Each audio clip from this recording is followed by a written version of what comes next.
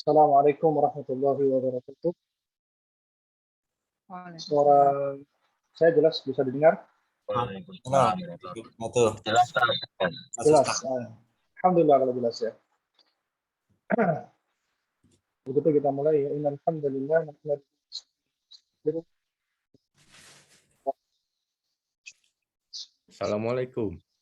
Waalaikumsalam. Ya kita bahwa Telepon Ustaz, suaranya terputus-putus.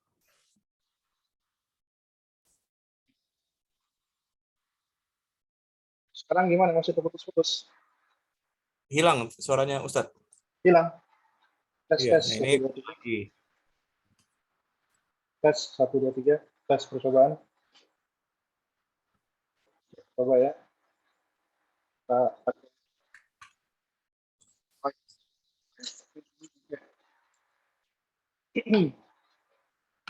Wireless.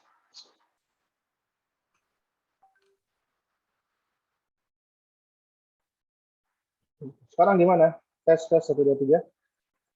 Apa masih putus-putus? Sekarang sih aman ya Ustaz. Aman ya? Insyaallah. Ya, Jauh tapi Ustaz suaranya. kenapa jauh? Suaranya jauh? Iya, agak sedikit. Iya Ustaz. Alhamdulillah. Coba tak ganti mic-nya dulu. Kalau sekarang gimana? Jelas Ustaz. Jelas ya? Oke, alhamdulillah jelas. kalau jelas. Jadi emang yang wired lebih baik daripada wireless ya. Baik. Baik, insyaallah kita mulai. Alhamdulillah wassalatu wassalamu ala Rasulillah wa ala alihi wa sahbihi wa man wala. Amma ba'du. Fa inna asdaqal hadithi kitabullah wa ahsanul huda Muhammadin sallallahu alaihi wasallam. Wa syarrul umuri muhdatsatuha wa kullu muhdatsatin bid'ah wa kullu bid'atin dhalalah wa kullu dhalalatin finnar. Amma ba'du. Para ayah dan bunda, abah dan ummahat, ya rahimani wa rahimakumullah. Pertama saya ucapkan ahlan wa sahlan wa marhaban wa taqabbalallahu minna wa minkum kulla salihi a'malina siyamana wa qiyamana wa kulla a'malina as-salih. Kemudian yang kedua,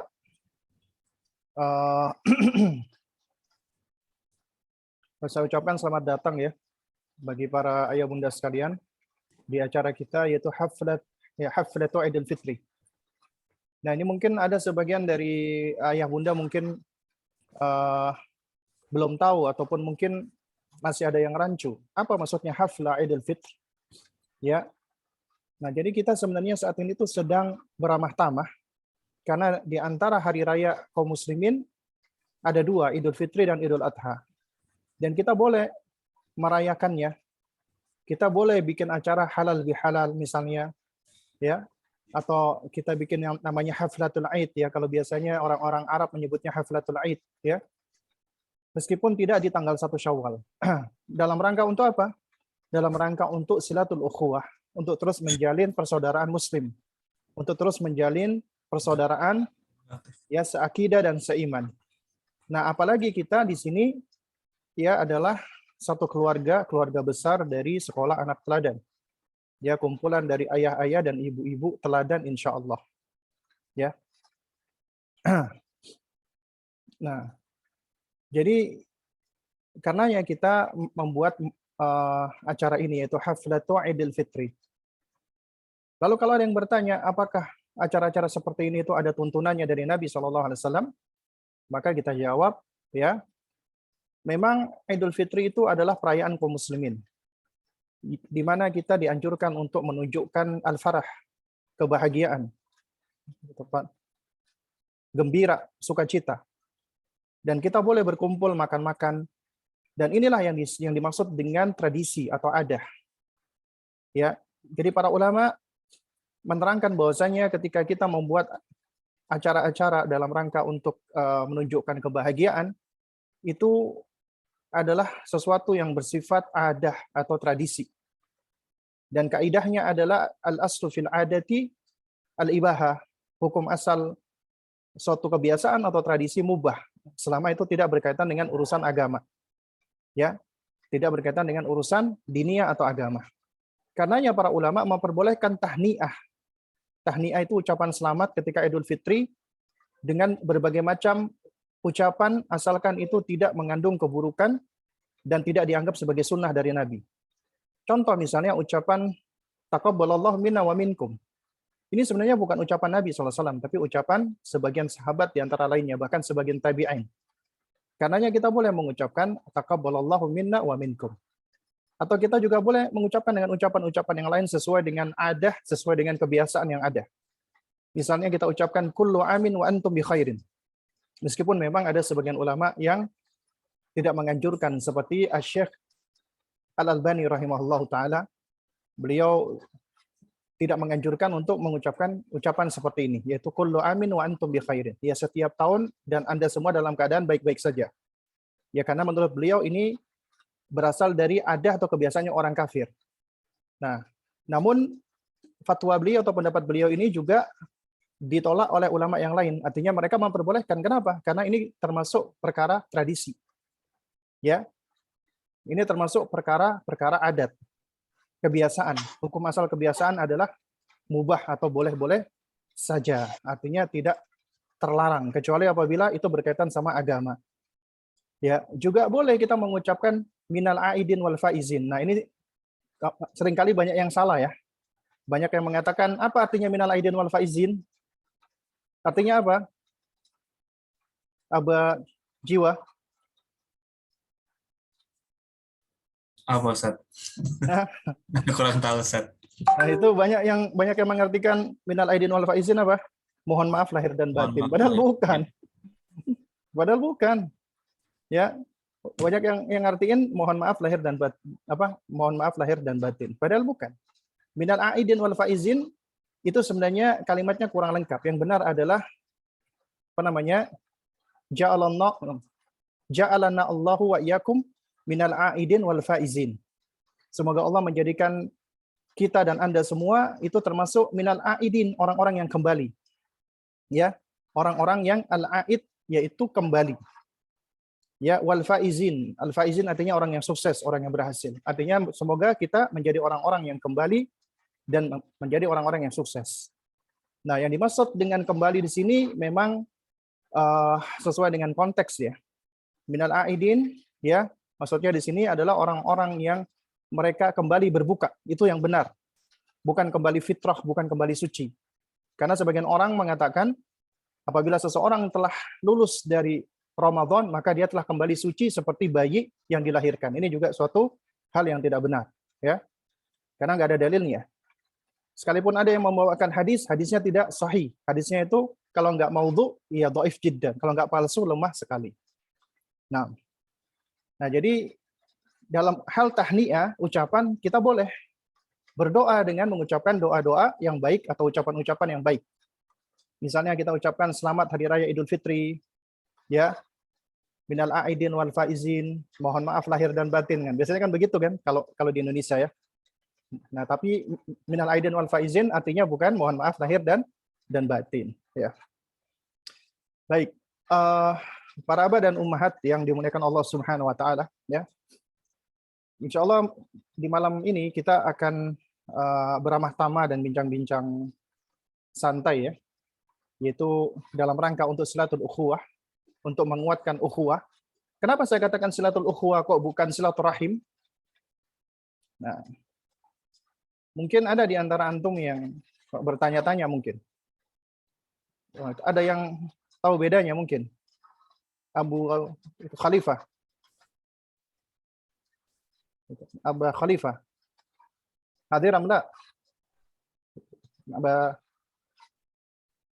Sepertinya ini Abu Khalifah hadir. Hadir. Hadir, alhamdulillah. Kirain di kamar mandi, enggak? Tadi lagi keluar saat ngambil makan, Afwan. Oh, masya Allah, itu keluar ya. Pertanyaan apa Ustaz, Afwan? Kenapa kok silatul ukhuwah kok bukan silaturahim? Waduh. Waduh. Waduh. Maka- Mungkin Abang Abu Jiwa Ciri lah. lebih tahu Ustaz. Wah, antum Silaturahim alihkan ke yang namanya. lainnya itu. Silaturahim antar keluarga ya Ustadz ya. Terus Kalau sila ukhuwah antar rekan-rekan, teman-teman atau komunitas gitu ya. Saudara semuslim. ya Masya Allah. Jadi namanya silaturahim itu apabila kita hendak menjalin hubungan kekerabatan yang ada hubungan nasab atau hubungan darah. Misalnya dari seorang cucu ke kakek, seorang ponakan ke paman, artinya ada hubungan darah, maka itu silaturahim. Kalau di antara teman yang nggak ada hubungan nasab atau darah, itu nggak tepat disebut dengan silaturahim atau silaturahmi. Seringkali disebut silaturahmi, tapi yang benar sebenarnya silaturahim. Ya, itu sebenarnya kurang tepat, kurang pas. Ya, kenapa? Karena silaturahim itu adalah bagi mereka yang memiliki hubungan kekerabatan. Ya. Nah, ini sebagaimana sabda Nabi SAW, Nabi pernah mengatakan, laisa minna man qata'a rahimah. Bukanlah termasuk golongan kami mereka yang memutus tali kekerabatan. Ya, dia nggak mau ngakuin ini anaknya, nggak mau ngakuin ini pamannya, nggak mau ngakuin ini saudaranya. Padahal mereka punya hubungan nasab atau hubungan darah. Kata Nabi itu bukanlah termasuk golongan kami. Ya, bahkan juga doa ya itu tidak akan diijabahi oleh Allah Subhanahu wa taala meskipun kita dalam kondisi yang paling baik, berada di tempat yang mustajabah, di waktu yang mustajabah. Tapi kalau kita berdoa di dalam doa kita mengandung ya pemutusan silaturahim, tidak akan diijabahi oleh Allah Subhanahu wa taala. Bahkan bisa mendapatkan dosa. Misalnya, ya Allah, aku tidak mengakui lagi si fulan sebagai pamanku. Aku memutus hubungan dengannya. Ya Allah, laknatlah dia, wal iyadzubillah ya. Ini tidak akan dikabulkan oleh Allah Subhanahu wa taala. Di antara hal yang menjadi doa itu tertolak, ya. Bahkan ketika kita berdoa dengan kebaikan-kebaikan, namun ada unsur di dalamnya memutus hubungan silaturahim, tidak akan diterima oleh Allah Subhanahu wa taala. Ya. Lalu kemudian adapun terhadap sesama muslim, maka yang benar adalah ukhuwah Islamiyah atau ukhuwah imaniyah. Nah, jadi kita di sini hendak menjalin persaudaraan muslim. Meskipun kita sebut dengan keluarga besar, tapi keluarga besar ini adalah keluarga yang berangkat di atas dasar ukhuwah Islamiyah atau ukhuwah imaniyah. Baik, para abah dan ummahat yang dimuliakan Allah Subhanahu wa taala, ya. Di sini ada sebuah nasihat yang bagus ya yang ingin izinkan saya untuk membacanya sebagai nasihat untuk diri saya dan juga untuk antum semua. Ya, meskipun kita sudah menjelang pertengahan Syawal ya, namun kita masih di bulan Syawal dan ini baru sempat menyapa antum-antum semua ya, dikarenakan sempat safar ya selama kurang lebih hampir 10 hari dan sekarang juga masih di Surabaya ya. Nah, insya Allah hari Senin balik ya. Nah, di antara ya nasihat para ulama, mereka mengatakan as-saumu la yantahi wal Qur'anu lan yarhal wal masajidu lan tuglak wal istijabatu lan tatawaqqaf wal ajru lan yanqati. Artinya puasa itu tidaklah berhenti. Dengan berlalunya Ramadan, puasa nggak berhenti. Ya, Al-Quran juga tidak pergi. Masjid juga tidak ditutup. Dan waktu-waktu istijabah juga tidak berhenti. Dan balasan dari Allah juga tidak stop. Artinya kita tetap bisa berpuasa, puasa sunnah, puasa Syawal, puasa di Ayyamul Bid, puasa Senin Kamis, puasa Daud. Dan juga Al-Quran pun juga demikian, ya. Al-Quran juga tidak pergi meninggalkan kita. Ya, atau bisa jadi kita yang meninggalkan Al-Quran. Masjid-masjid pun alhamdulillah ya. Sekarang udah dalam kondisi yang lebih baik. Masjid-masjid semua dibuka, alhamdulillah. Ya, bahkan ketika saya di Nabawi dan di Haram Al-Makki, ya di Masjid Nabawi dan Masjid Masjidil Haram, itu hampir nggak ada yang pakai masker.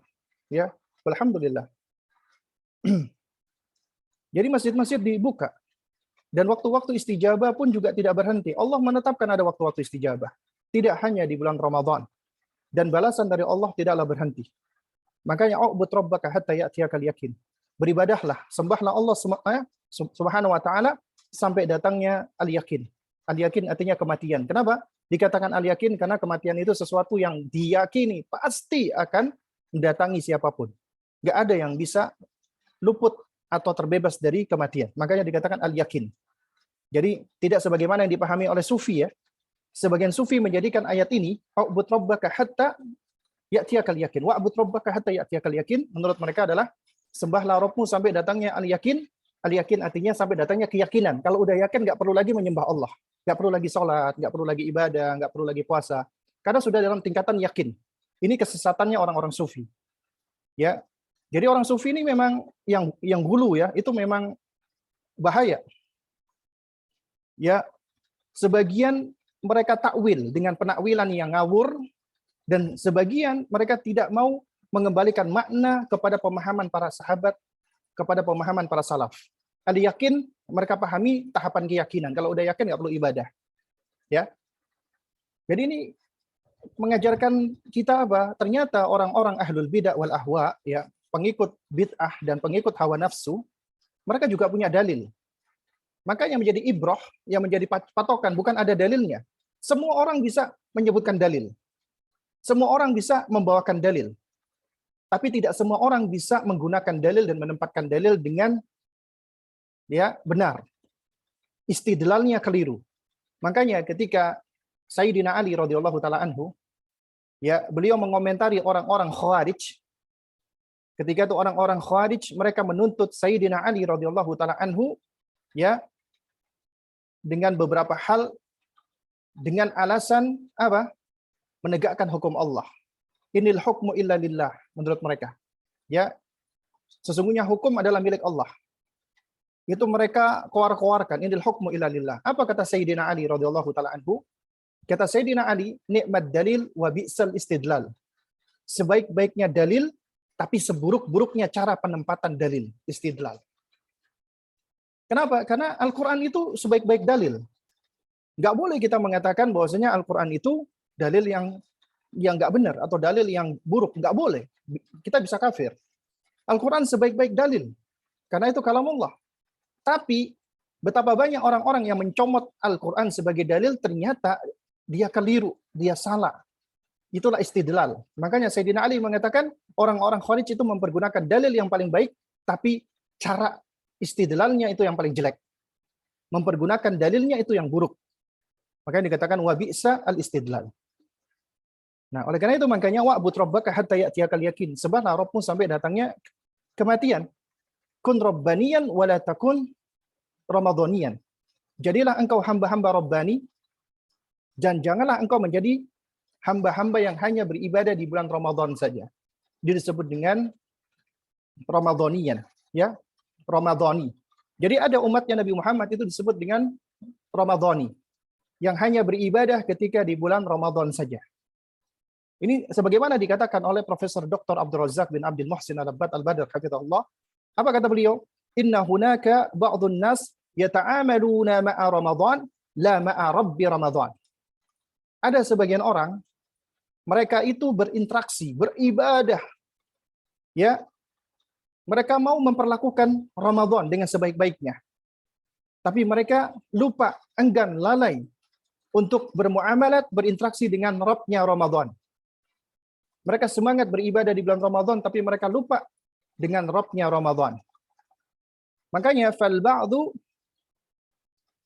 yatasawwaruna anna as-sawma was-salata waz-zakata wa ghairaha min a'malil bir tantahi ma'a yaumil 'id. Ada sebagian orang, sebagian manusia, mereka itu menggambarkan bahwasanya puasa, salat, zakat, dan amal-amal kebajikan lainnya itu semua berhenti ketika sudah masuk hari Aid. Ya, dianggap itu berhenti semuanya.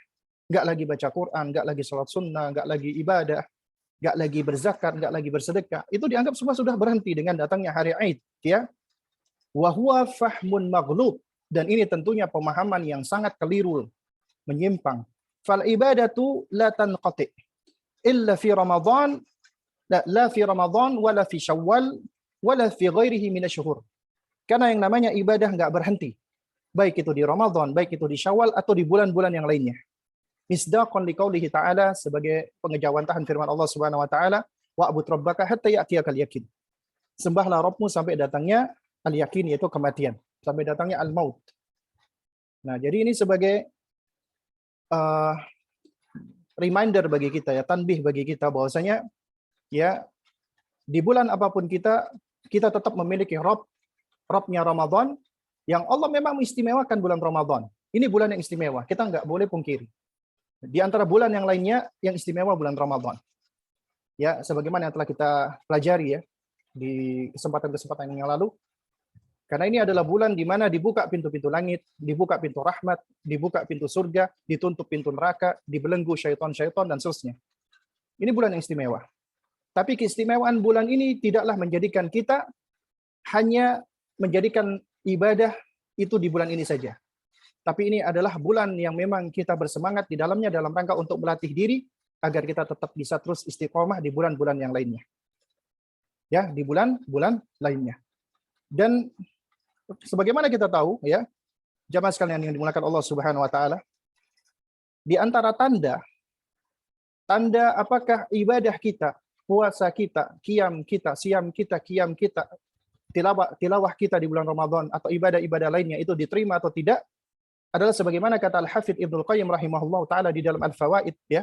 Beliau mengatakan min thawabil hasanati al-hasanatu ba'daha.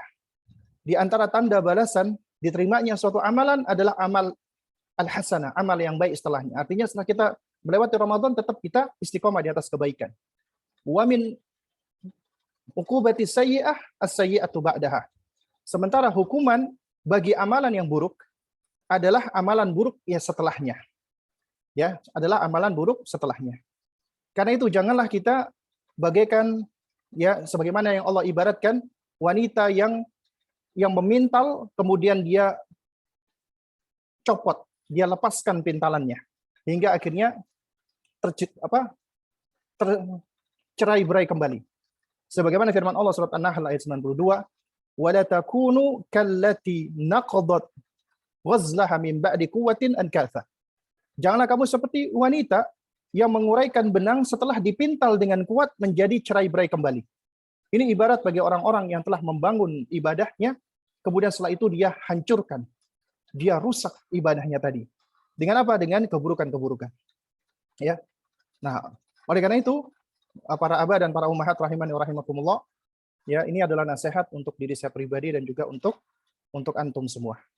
Nah, lalu kemudian yang berikutnya ya adalah di sini saya ingin menambahkan ya nasihat juga untuk diri saya pribadi dan juga untuk antum semua, yaitu sebagaimana acara ini kita adakan tujuannya adalah dalam rangka untuk apa? Untuk menguatkan ukhuwah, menguatkan persaudaraan di antara sesama kita sebagai orang tua.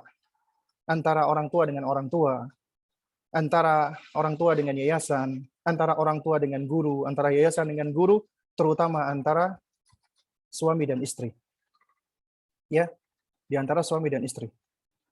Karena itu adalah di antara salah satu ikatan yang paling kuat, yang paling penting di dalam program kita untuk mendidik anak-anak kita. Dan suatu hal yang nyaris percuma apabila kita berusaha untuk mendidik anak kita sebaik-baiknya, mengikuti program-program yang diselenggarakan oleh sekolah misalnya. Tapi ternyata ya ikatan entitas yang paling utama, ibaratnya batu bata yang paling utama, yaitu suami dan istri, itu ternyata tidak sejalan. Itu ternyata tidak saling menopang dan tidak saling menyokong. Maka ini muskilah, ini problem. Muskilah yang besar. Karenanya ya suatu hal yang penting bagi kita semua untuk memperhatikan apa? Hubungan kita di antara suami dan istri. Maka kita hendaknya berusaha untuk benar-benar menjaga dan memeliharanya. Ya, kita benar-benar berupaya untuk menjaga jangan sampai putus. Nanti bisa jadi layangan putus nanti ya. Ya itu apa? Kita nggak usah itu ya, hiraukan ya. Model-model seperti itu. Intinya kunci yang pertama adalah kita memperbaiki hubungan suami istri. Baru kemudian ya ta'awun, kerjasama. Jadi yang pertama ta'awun di antara suami dan istri, kerjasama, partnership, mitra. Ya, karena mitra Anda yang pertama kali bukan sehidup semati, tapi sehidup sesurga seharusnya. Itu adalah Anda dengan istri Anda, istri dengan suami, suami dengan istri. dan Anda harus berupaya untuk sama-sama saling melangkah, saling menggenggam tangannya, ya, saling mengarahkan, saling menguatkan, saling mendukung. Karena perjalanan di dunia ini berat. Nah, dan insya Allah akan lebih mudah apabila ada orang-orang yang bisa kita ajak melangkah bersama. Ya, ini ibaratnya ya, contoh ya, seperti ketika saya kemarin umroh ya misalnya. Nah, saya kemarin umroh itu satu-satunya yang paling kesepian saya sebenarnya. Yang lain bawa keluarga, bawa anak, ya, bawa orang tua, apalagi bawa pasangan, bawa istri. Jadi ketika tawaf itu mereka bisa bersama gitu loh. Memang ibadah umroh itu ibadah pribadi. Nah, namun yang kita sarankan adalah ketika umroh hendaknya masing-masing keluarga mereka memperhatikan keluarga dekatnya. Seorang suami memperhatikan istrinya, orang tua memperhatikan anaknya, anak memperhatikan orang tuanya, dan seterusnya.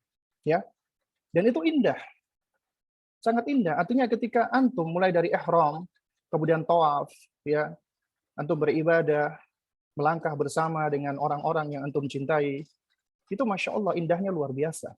Dan itu sebenarnya untuk kita yang jomblo ketika itu ya, dalam tanda kutip ya, maksudnya tidak bawa pasangan atau tidak bawa keluarga, tidak bawa anak, itu memang suatu hal yang sebenarnya membuat kita sedih sebenarnya. Ya. Nah, jadi jemaah sekalian muliakan Allah Subhanahu wa taala, itulah pentingnya kita membangun kemitraan, partnership, ya. Terus kemudian baru kita membangun partnership dengan yang lainnya, dengan guru, dengan yayasan, dengan orang tua yang lain.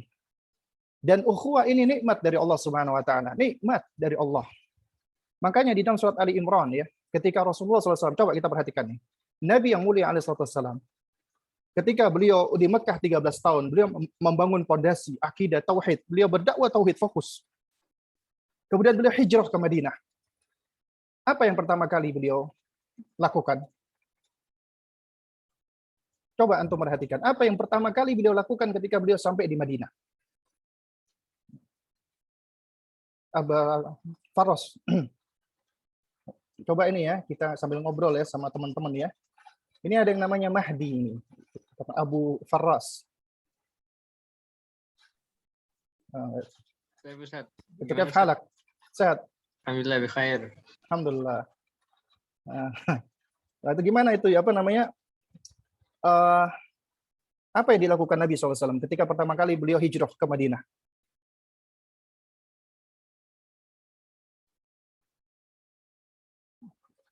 Akhuna Mahdi tadi.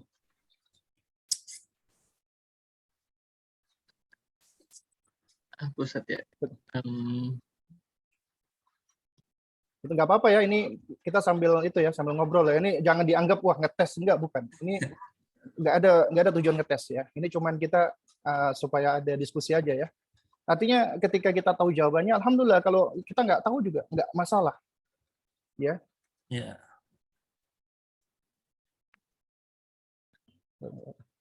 Nggak tahu, Apa Ustaz. yang pertama kali dilakukan Nabi? Ke ini ya, ke Antum jawab tidak tahu itu sudah ya separuh jawaban itu. Ya, la adri itu sudah nisful jawab. Saudarakan kaum muslim. Hah? Nah, ini kayaknya Abu Jiwa ini yang sudah buka mic ini, semangat nih, Masya Allah. Apa, Ustaz? Apa? Masya Allah. Nah, Ustaz. Apa yang dilakukan oleh Nabi? Nah, ini Masya Allah. Pertama kali hijrah ya, Ustaz ya? Setelah hijrah, apa yang dilakukan Nabi SAW? Anda boleh googling dulu nggak, Ustaz? Ya, kelamaan antum googling. Setahu Anda sih ya, ini Ustaz, mempersaudarakan antar kaum muslimin nih kalau nggak salah. Masya Allah ya. Ini udah dijawab ini oleh Ibu Diah Ayu Kirana, ini mempersaudarakan kaum Ansar dan Muhajirin. Yang dilakukan Nabi pertama kali mempersaudarakan antara siapa? Antara Muhajirin dengan Muhajirin. Afwan, antara Ansar dengan Ansar. Karena di Madinah ketika itu ada dua suku besar. Ada yang masih ingat? Dua suku besar. Yang dulunya itu musuh bebuyutan. Mereka berabad-abad berperang. Bunuh-bunuhan. Di Madinah ini. Ansar. Suku apa? Ya mungkin kalau ibu-ibu yang mau jawab silakan, atau bapak-bapak langsung buka mic-nya. Ibu-ibu bisa jawab langsung atau diketik boleh. Seperti yang tadi dilakukan oleh Bu Diah. Masya Allah ini. Suku Aus dan Khazraj ya. Ini jawaban Ibu Aisyah nih. Ya, Nabi SAW itu mempersaudarakan Ansor dengan Ansor, suku Aus dan Khazraj. Tadinya mereka itu musuh bebuyutan, dipersaudarakan oleh Nabi. Sehingga yang tadinya ada barier, ada jurang, itu dihancurkan oleh Nabi SAW. Dijadikan mereka dengan ikatan iman. Kemudian setelah itu yang kedua, apa? Nabi mempersaudarakan antara Muhajirin dan Ansor. Muhajirin yang dari Mekah, kaum muslimin dari Mekah, dipersaudarakan oleh Nabi dengan orang-orang Ansor. Dan mereka diikat dengan ikatan keimanan, persaudaraan. Ini Allah Subhanahu wa taala sebutkan dalam surat Ali Imran 102. Wa'tasimu bihablillahi jami'ah. Kata Allah Subhanahu wa taala memberikan kalimat imperatif perintah, ya iktisam, berpegang kuatlah. Karena kata iktasama itu bukan cuma berpegang, tapi berpegang dengan kuat. Itu iktasama. Bihablillah, dengan tali Allah. Tali Allah artinya agama Allah, syariat Allah. Ya, ketentuan Allah. Ya, jami'an, kalian semua. Ya. Jadi kalian semua kaum muslimin hendaknya berpegang dengan tali Allah. Ternyata ini solusi loh kalau kita ingin bersatu, berpegang dengan agama Allah. Wala tafarraqu, dan janganlah kalian berpecah belah. Kenapa berpecah belah? Karena nggak berpegang dengan tali agama Allah, tapi berpegang dengan yang lainnya, dengan ucapan manusia, dengan filsafat, dengan selain daripada agama Allah. Kemudian Allah Subhanahu wa taala ingatkan, wadhkuru, ingatlah kalian.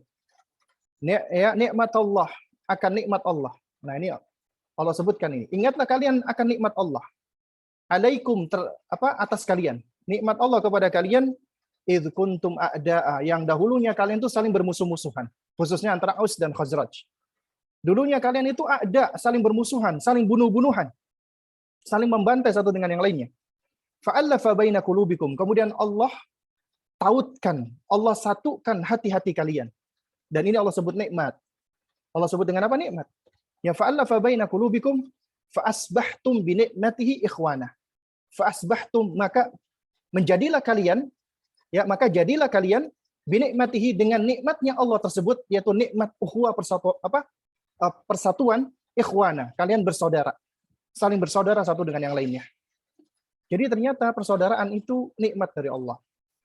Karena itu ya jamaah sekalian, para ayah dan para bunda, para abah dan ummahat rahiman wa rahimakumullah, ketika kita semua berada di dalam satu forum, satu majelis seperti majelis kita saat ini, ya kita semua saling berta'awun, bekerja sama, ya maka ini adalah nikmat. Kenapa? Karena sejatinya kita sedang diikat dengan persaudaraan, al-ukhuwah. Dan itu nikmat. Ya. Dan ini merupakan konsekuensi dari keimanan. Karena apabila orang-orang itu beriman, mengimani Allah, maka konsekuensinya adalah dia harus menjaga persaudaraan sesama muslim. Ya. Ini sebagaimana dalam firman Allah surat ya surat ke-49 ayat ke-10, Allah Subhanahu wa taala mengatakan innamal mu'minuna ikhwah. Sesungguhnya orang-orang yang beriman itu bersaudara. Fa aslihu baina akhwaikum. Dan karena itu damaikanlah ya di antara kedua saudaramu ketika mereka sedang ada konflik, bukan dipanas-panasi, bukan dihasut. Wattaqullaha la'allakum turhamun, dan bertakwalah kepada Allah agar kamu mendapatkan rahmat Allah Subhanahu wa taala. Nah, jadi para ayah dan bunda sekalian menggunakan Allah, di sini yang ingin saya sampaikan adalah di momen ini, di Haflatul Aid ini, ya ini mungkin memang kita ya mohon maaf ya memang sudah lama dan jarang ya kita bisa bermajelis lagi ya, dikarenakan kesibukan kita ya, khususnya juga saya ya. Padahal ini momen yang penting bagi kita untuk terus menjalin ukhuwah, menjalin persaudaraan. Dan ada syarat ukhuwah itu bisa tegak di atas ya pondasi yang kuat. Yaitu harus berangkat di atas dasar mahabbah, cinta. Cintanya apa? Fillah, lillah, billah, wa ala amrillah. Ini dia pondasinya. Lillah, karena Allah. Artinya harus ikhlas karena Allah. Kita bersaudara karena Allah. Bukan tendensi dunia, bukan tendensi yang lainnya, tapi karena tendensi Allah. Itulah ikhlas. Ini konsekuensi dari kalimat tauhid kita, la ilaha illallah. Tidak ada sesembahan yang hak kecuali Allah. Dan ini yang mempersatukan kita. Namanya kalimat tauhid. Tauhid itu berarti kalimat yang tauhidus sufuf, yang mempersatukan barisan-barisan kaum muslimin dengan kalimat tauhid ini. Ini kalimat tauhid nih.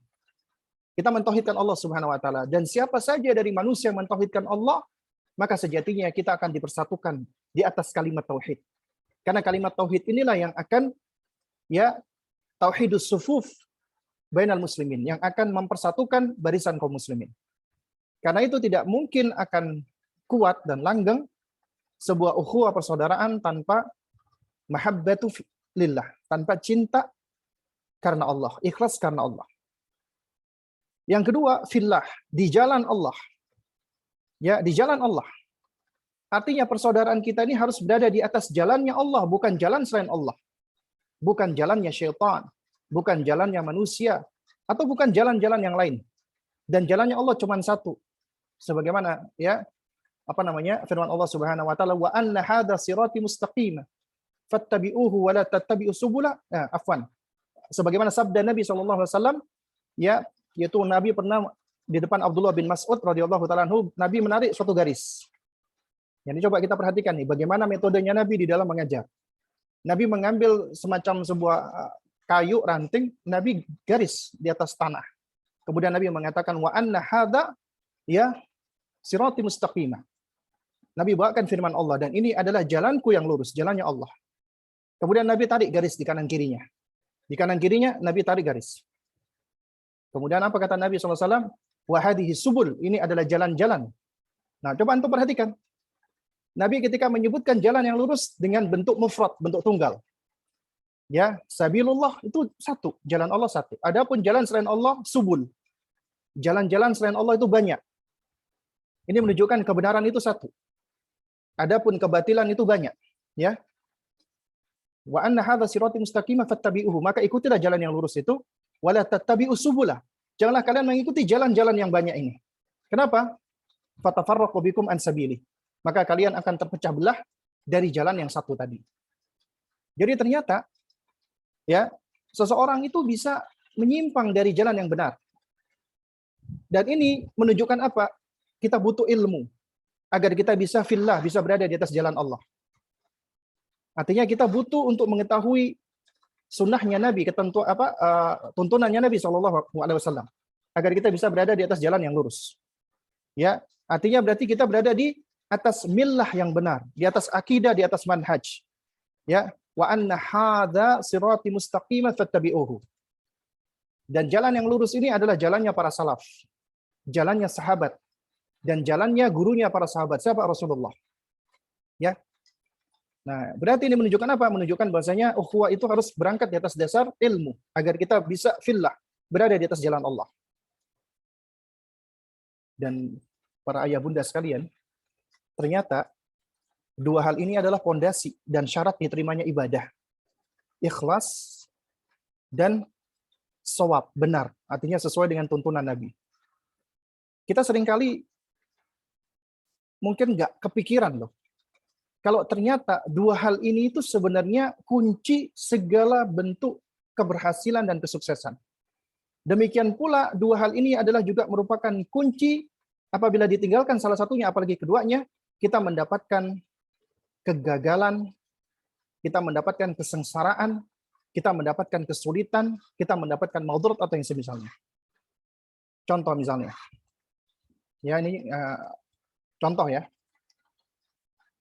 Anda misalnya ada masalah sama pasangan, suami istri. Ya, masalah, cekcok, berantem. Ini suatu hal yang manusiawi sebenarnya. Karena siapa sih di antara pasangan yang nggak pernah berantem? Pasti pernah berantem. Ya. Jangan di up. Ya. Jadi yang namanya pasangan pasti berantem. Tapi di situ syaitan masuk. Dan syaitan itu berusaha untuk apa? Bekerja keras untuk memisahkan suami dan istri. Nah, akibatnya apa? seharusnya percekcokan atau konflik yang manusiawi ini bisa selesai dalam waktu singkat, akhirnya berlarut-larut dan berpanjang-panjang. Kemudian akhirnya dimasukkanlah suudzon, buruk sangka, dan seterusnya. Syaitan pun bermain. Kalau kita perhatikan apa yang diterangkan oleh para ulama, kenapa ini terjadi? Sebenarnya nggak lepas dari dua hal ini. Pertama, tidak ikhlas atau kehilangan keikhlasan atau keikhlasannya sudah luntur. Awalnya, Masya Allah, aneh menikah ibadah. Alhamdulillah. Awal-awal pernikahan niatnya Masya Allah untuk menggenapkan agama, menyempurnakan agama, untuk menjaga kehormatan, menjaga kemuliaan, menjaga kemaluan, dan seterusnya. Ya, akhirnya mendapatkan pahala ibadah yang paling panjang. Ya, menikah ibadah yang paling panjang. Dan membutuhkan keikhlasan yang juga panjang. Tapi ternyata di tengah jalan ada masalah dengan keikhlasan kita ini. Kita nggak lagi ikhlas. Kita nggak lagi menjadikan biduk rumah tangga kita ini sebagai bagian dari ibadah. Kita lupa dan kita lalai. Apa yang terjadi? Syaitan masuk. Dipalingkan hati kita dari tadinya kita ingin menjadikan rumah tangga ini sebagai ya bahtera kita untuk menuju ke surganya Allah. Kita dipalingkan dan dihempaskan. Dan kita dibuat terombang-ambing dan kita bingung. Kenapa? Karena kita kehilangan keikhlasan. Jadi kalau antum berantem, suami istri, berlarut-larut, itu problemnya karena ikhlas hati kita.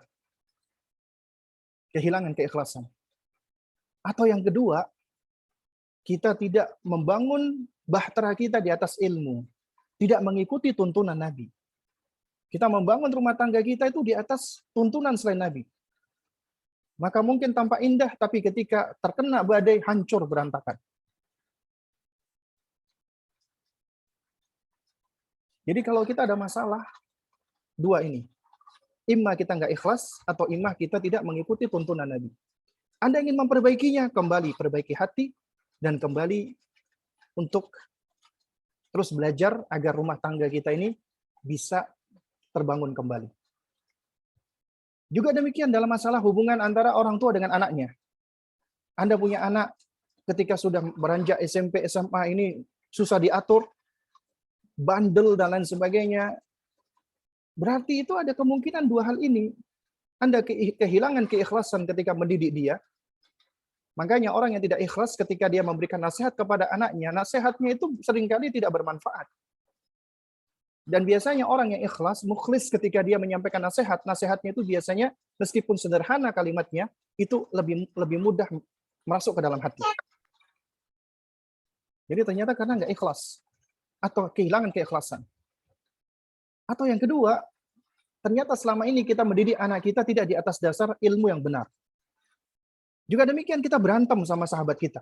Tadinya sahabat, kemudian kita berantem. Eker-ekeran. Nggak mau lagi salam, wala kalam. Nggak mau lagi ngomong. Itu biasanya karena dua ini. Kita nggak ikhlas lagi, atau kita nggak membangun persahabatan kita di atas dasar ilmu.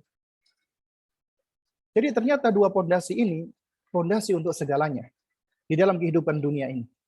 Karena ini merupakan konsekuensi daripada syahadat la ilaha illallah, lillah, dan syahadat Muhammad Rasulullah, yaitu kita mengikuti tuntunan Nabi di jalan Allah, fillah. Kemudian yang ketiga, ini juga seringkali kita lupakan, yaitu billah, dengan pertolongan Allah. Konsekuensi dari la haula wa la quwata illa billah. Dalam segala hal, nggak boleh kita lepas dari billah. Kenapa? Karena orang yang lupa dengan konsepsi billah, dia akan maghrur, tertipu dengan dirinya. Seperti Qarun, alaihi la'natullah. Qarun itu Allah berikan kecerdasan. Allah lapangkan rezekinya. Sehingga dia mampu mengumpulkan harta minal masyriqi ilal maghribi. Dari timur sampai barat. Dia kumpulkan semua harta. Kemudian dia lupa dan dia lalai. Dia katakan, hadza min indi nafsi. Itu dari diriku sendiri. Aneh, hebat. Aneh, jago. Siapa dulu dong? Aneh. Dia lupa. Itu semua adalah pertolongan Allah. Makanya, di dalam segala hal, apalagi dalam konsep pendidikan, ayah bunda, jangan pernah lupakan konsep la haula wa la quwata illa billah. Makanya, alhamdulillah ya, konsep kita di dalam mendidik ya, ketika kita memuji anak atau apapun, kita selalu mengucapkan, alhamdulillah ya nak, dengan pertolongan Allah, dengan kemudahan dari Allah, Allah mudahkan kamu, Allah berikan kamu pertolongan. Itu semua konsep yang nggak boleh kita lepaskan. Jangan sampai kita mengatakan, kamu emang anak abi, anak umi yang paling hebat. Kita memuji keberhasilan dia itu hanya substansi dirinya, esensi dari dirinya. Kita lupa Allah Subhanahu wa taala. Padahal segala keberhasilan kita, ya, effort kita, upaya kita nggak lepas dari pertolongan Allah. Wala haula wala quwata illa billah. Artinya saat ini ketika Anda misalnya hadir malam ini di majelis ini, itu nggak lepas dari hidayah Allah, taufik Allah, pertolongan Allah.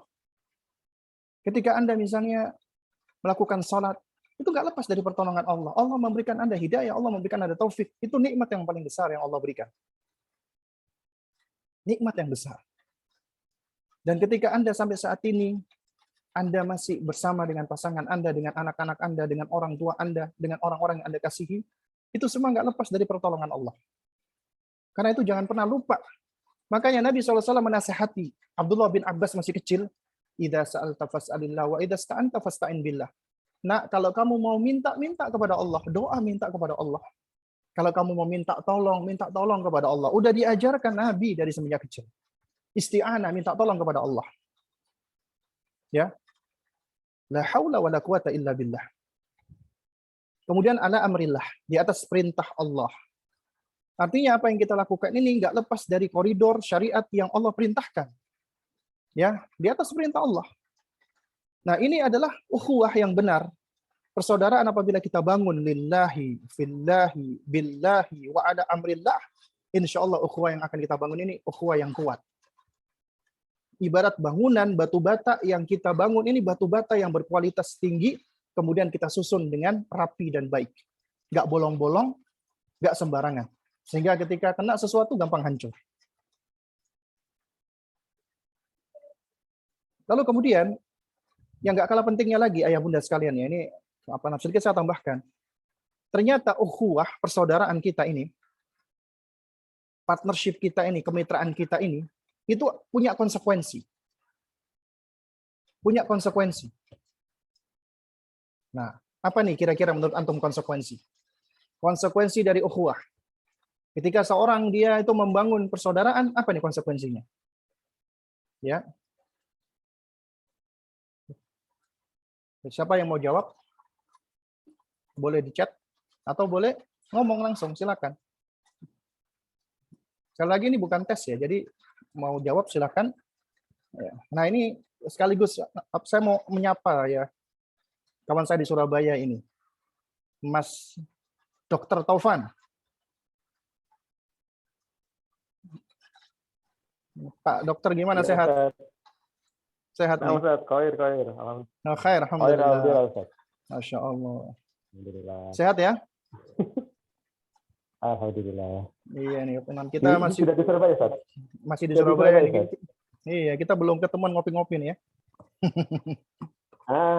Siap ini siang, Ustaz. Besok insya Allah. Ya insya Allah lah nanti. Ya, Ustaz. Apa namanya? Setelah open house mungkin nanti bisa itu. Iya, bagaimana Nah. Mas Taufan? Apa yang menurut antum konsekuensi Iya. daripada ukhuwah? Konsekuensi dari ukhuwah adalah Iya. Jadi ada manifestasinya gitu kan? saling saling menjaga satu dengan yang lainnya, Ustaz. Saling menjaga satu dengan yang lainnya. Toyib. Itu yang lainnya mungkin punya pendapat. Nah ini coba, ini anak siapa ini? Abu Alesha. Abu Alesha Zahra. Kif halak, bukhair? Ya, ya Ustaz. Sehat? Alhamdulillah. Alhamdulillah, Masya Allah. Posisi, di mana ini posisi? Saya di Bandung, Ustaz. Oh, di Bandung, Masya Allah. Kumaha, Damang? Aduh, saya cuma numpang nih. Gak bisa bahasa Iya. Sunda. Oh, nggak bisa bahasa Sunda. Itu sama juga. Itu saya nggak bisa bahasa Sunda. Bisanya cuma kumaha, Damang doang. Iya. Itu gimana? Apa menurut antum konsekuensi daripada ukhuwah? Sama kayak tadi kata Dr. Taufan, jadi saling menjaga apa? Kalau Saling menjaga dan memelihara ya. Ya, nah. Jadi Sama. jawabannya sama ya. apa? Kalau teman kan itu membawa ya, apa? Kita akan terbawa sama teman kita dan kita akan membawa teman kita. Itu sih. Oh, nah. Barakallahu fiik. Nah, ini coba ini kita sapa dulu Kak Irsyad nih dari Tulungagung ini. Abu Ibrahim. Itu kif halak? Alhamdulillah khair Aba Ustaz. Ibrahim, sehat? Alhamdulillah. Alhamdulillah. Tulung Agung gimana? Aman-aman aja? Sedikit panas Ustaz. Oh, sedikit panas. Tapi panasnya masih kalah sama Mekah. Mekah sampai 40 derajat. 41. Iya. Insya Allah. Itu gimana, Mas? Iya. Apa manifestasi atau konsekuensi daripada ukhuwah? Mungkin saling amar ma'ruf nahi mungkar Ustaz. Masya Allah. Ahsan. Amar ma'ruf nahi munkar. Nggih. Nasihat. Konsekuensi daripada ukhuwah, nasihat. Amar ma'ruf nahi munkar. Ya. Ini seringkali yang banyak dilupakan oleh orang-orang yang menjalin atau membangun persaudaraan, membangun partnership, membangun kemitraan. Lupakan ini. Nasihat dan amar ma'ruf nahi munkar. Gak sedikit di antara kita punya teman, dia salah. Udahlah, nanti kalau aneh ingetin nanti dia sakit hati. Kalau aneh ingetin nanti dia marah sama aneh. Padahal kalau antum cinta sama dia karena Allah, dia salah, nggak boleh dibiarin. Apalagi ini istri, salah. Nanti kalau diingetin ngambek Ustaz. La haula wala quwata illa billah. Tanggung jawab suami ketika istri salah harus diingetin, diluruskan, tapi dengan cara baik-baik. Anak juga demikian, ketika salah nggak boleh dibiarin. Harus diingatkan. Konsekuensi daripada ukhuwah yang berangkat di atas mahabbah cinta, harus ada nasihat. Nasihat itu adalah manifestasi yang terwujud dari yang namanya kecintaan karena Allah. Persaudaraan karena Allah. Apabila yang namanya persaudaraan dibangun tanpa adanya nasihat, itu semua bohong, semu, fake, palsu. Harus ada nasihat. Adinu nasihat, agama itu nasihat kata Nabi SAW. Agama ini nasihat. Lillahi wali rasulihi. Ya, sebentar ini ada ribut-ribut. Ya, karena Allah, yaitu untuk Allah, untuk Rasulnya, ya, dan juga wali aimatil muslimin, bagi penguasa kaum muslimin, ya, wali amatihim, dan juga bagi siapa saja. Nasihat. Nasihat itu enggak harus dengan marah, bentakan, perintah, enggak harus. Nasihat itu bisa dengan cara sesuai dengan konteks, sesuai dengan situasi dan kondisi. Intinya, Anda berusaha untuk mengingkari keburukan, mengajak dia kepada kebaikan. Makanya para ulama salaf ketika menafsirkan ku anfusakum wa ahlikum diantaranya adalah apa? An ta'muruhum ya fi ta'atillah. Engkau memerintahkan mereka taat kepada Allah. Wa an tanhahum an maksiatillah, dan engkau mencegah mereka dari kemaksiatan kepada Allah. Enggak mungkin Anda bisa menjaga keluarga Anda, istri Anda, anak-anak Anda tanpa amar ma'ruf nahi munkar. Enggak mungkin Anda bisa menjaga keutuhan ukhuwah tanpa amar ma'ruf nahi munkar. Karena siapa sih di antara kita yang enggak melakukan kesalahan? Ya. Tangan saya yang kiri apabila kotor enggak bisa dibersihkan oleh apa namanya? Tangan kiri saya harus dibersihkan dengan tangan yang lain. Ya. Karena ibaratnya orang beriman yang saling mencintai karena Allah itu seperti tangan kanan dan kiri, saling melengkapi, ya, saling menutupi. Makanya dikatakan ya al-mu'min mir'ah li akhihi. Seorang mukmin itu cerminan bagi saudaranya. Mohon maaf, Anda misalnya habis makan cabai, mohon maaf ya, ada cabai di gigi Anda. Kemudian Anda senyum. Ya. Nah, orang-orang kan ngelihat ada cabai. Nah, orang yang baik dengan Anda ketika mengingatkan, Mas, Mbak, di gigi sampean ada cabenya. Karena dia lihat, kita nggak bisa lihat. Kemudian kita berusaha untuk membersihkan. Kalau misalnya cuek, kita sudah menebar-nebar senyum, tapi ternyata ada cabai, kan? Jadinya nggak enak. Karenanya makanya seorang mukmin adalah dia cerminan bagi mukmin yang lain. Ya. Jadi harus ada apa? Harus ada amar ma'ruf nahi munkar. Bahkan amar ma'ruf nahi munkar ini sesuatu yang nggak terpisahkan dari agama kita. Ini termasuk fondasi dari agama kita. Nggak boleh lepas agama kita dari amar ma'ruf nahi munkar. Ya, karena ini bagian dari nasihat. Ya, bagian dari nasihat. Makanya ketika Allah memerintahkan kita untuk kerjasama, wa ta'awanu 'alal birri wat taqwa wa la ta'awanu 'alal itsmi wal udwan. Hendaknya kalian bekerja sama di dalam perkara-perkara yang kebajikan dan ketakwaan. Dan jangan bekerja sama di dalam perkara-perkara yang mengandung dosa dan permusuhan atau pelanggaran. Ya, jadi kita diperintahkan untuk apa? Bekerja sama di dalam kebaikan. Kalau itu ada keburukan, kita ingatkan, kita berlepas diri setelahnya. Kalau sudah diingatkan, nggak mau mendengarkan. Makanya di dalam membangun ukhuwah kita di majelis kita ini, apabila ada salah misalnya dari saudara kita, dari teman kita, atau dari guru, atau dari yayasan, atau dari saya, luruskan, ingatkan. Ya. Nah, tapi tentunya dengan adab, ya. Karena yang namanya nasihat itu adalah kata para ulama, iradatul khairi lil mansuh lahu. Menginginkan kebaikan bagi orang yang dinasihati. Bukan untuk menjelekkan, bukan untuk menvonis, bukan untuk membongkar aib, bukan untuk menjatuhkan, atau tujuan-tujuan yang lain. Itu bukan nasihat. Itu namanya ta'yir. Dan itu dosa besar. Tapi nasihat adalah kita sampaikan dalam rangka untuk memperbaiki, koreksi. Nah, tapi ternyata koreksi itu nggak efektif apabila kita nggak bangun koneksi. Nah, koneksi itu adalah ukhuwah, persaudaraan yang kita bangun di atas mahabbah, cinta. Konsekuensi daripada ini, kita harus saling mengoreksi satu dengan yang lainnya. Karena kita nggak ada yang sempurna, kita pasti memiliki kesalahan. Dan sebetapapun kita mungkin taruhlah kita kurang senang berinteraksi sama orang lain. Ada loh manusia-manusia yang punya karakteristik seperti ini. Mungkin disebut dengan istilahnya introvert ya. Benar nggak sih? Mungkin ada orang-orang yang dia merasa nggak nyaman berinteraksi dengan orang lain. Tapi tetap manusia itu makhluk sosial, meskipun dia nggak nyaman, itu ketidaknyamanannya dia itu karena dia butuh proses agar dia bisa merasa nyaman dengan orang-orang yang ada di sekelilingnya. Kalau dia udah nyaman, biasanya dia akan akan merasa secure. Dia mau berbagi, tapi orang-orang baru dia mungkin merasa tidak nyaman. Ini di antara karakter. Ada juga yang extrovert ya, mungkin ketemu siapa saja dia, Masya Allah, ya dia sapa dan lain sebagainya.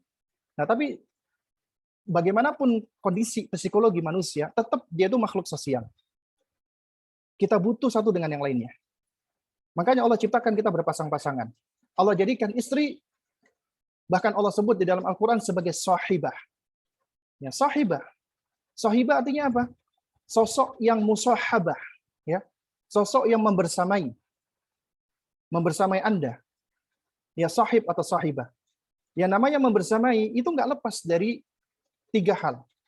Apa itu? Yang pertama adalah dia adalah orang yang mulazamah.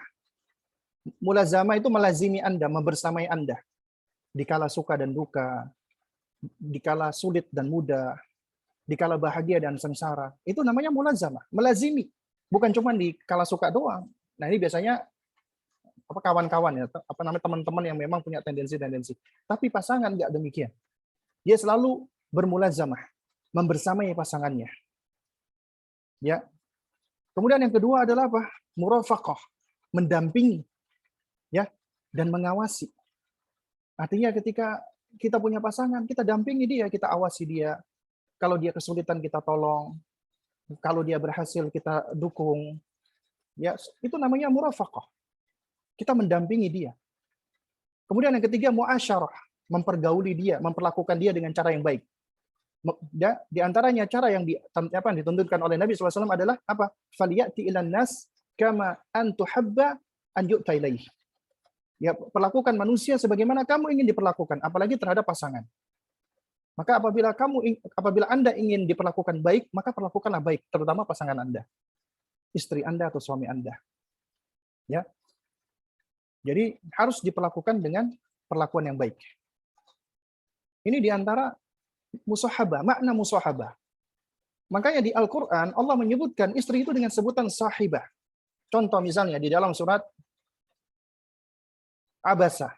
Yauma yafirrul mar'u min akhihi wa ummihi wa abi wa sahibatihi wa bani. Ya. Yaitu hari di mana ketika itu manusia itu saling menjauh, ya. Yaitu al-mar'u min akhi. Seseorang menjauhi saudaranya, ya.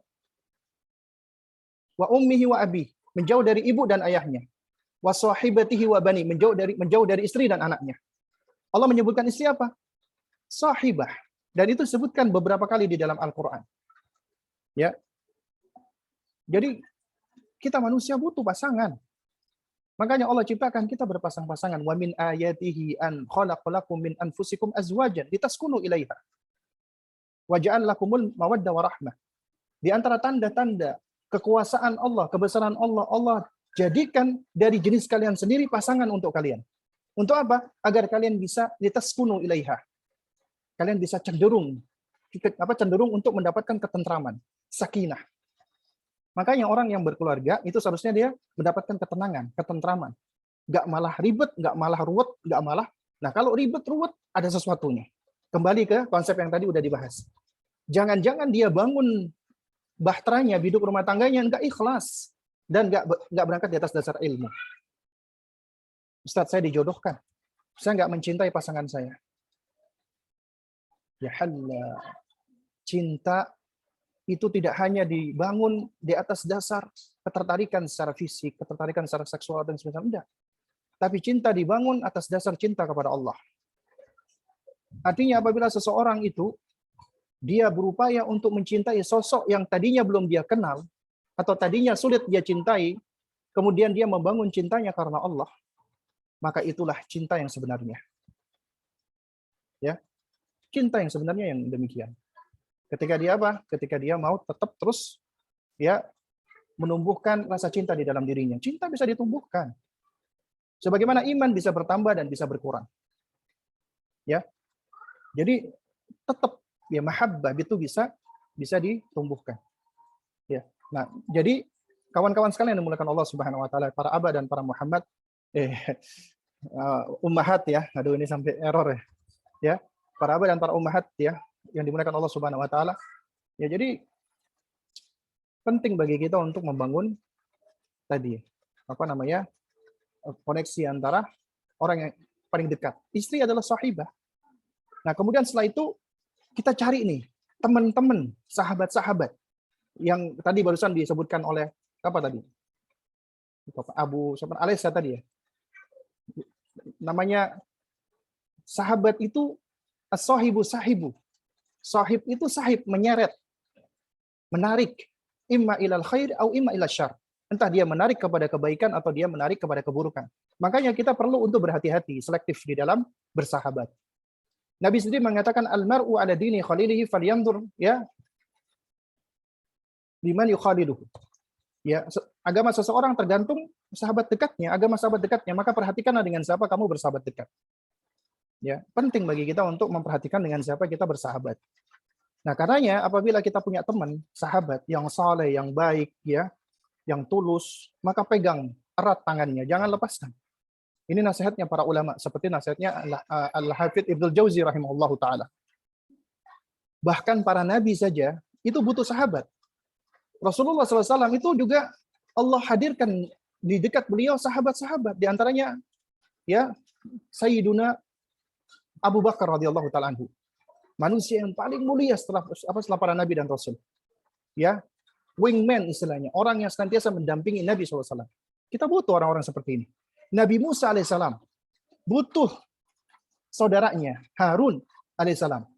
Ketika Allah perintahkan beliau untuk mendakwai Fir'aun alaihi laknatullah. Apa kata Nabi Musa alaihissalam? Ya, beliau mengatakan waj'alli waziran min ahli. Ya Allah, jadikanlah untukku seorang pembantu yang akan membantuku dari keluargaku. Ya Haruna akhi, yaitu Harun saudaraku. Ya ushdud bihi uzri, ya. Ushdud bihi azri. Ya.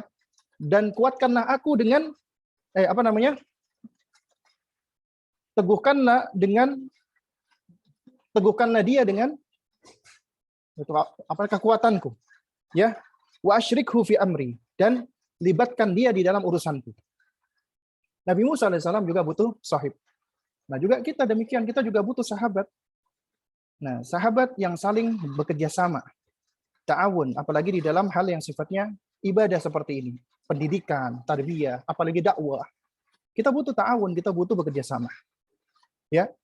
Makanya Nabi SAW ketika beliau berdakwah di Mekah, diperintah oleh Allah untuk berdakwah, Nabi pernah mengatakan, man yu'wini, siapa orang yang akan membantuku. Ya, siapa yang akan menolong aku. Ya. Nah, jadi jamaah sekalian menekan Allah Subhanahu wa taala, karena itu makanya sangat besar ya harapan kami di sini ya kita mulai dari yang kecil ya, di antaranya dari majelis-majelis seperti ini, dari kumpulan para orang tua. Karena sebagaimana yang sudah kita pahami bersama, bahkan udah kita sepakati, kita adalah para orang tua dari anak-anak kita dalam rangka untuk apa? Bertawun, bekerja sama untuk saling mendidik, mengayomi, dan mengarahkan anak-anak kita. Memang tanggung jawab utama mendidik anak Anda adalah Anda sendiri. Tapi ketika Anda bekerja sama dengan kita, maka kerjasama itu telah melibatkan kita. Ya, melibatkan kita tentunya sesuai dengan porsinya untuk bisa bersama-sama bekerja sama dengan Anda di dalam mendidik anak-anak Anda. Agar apa? Agar kita nih, terutama saya pribadi misalnya, juga bisa mendapatkan sedikit atau secuil kebaikan.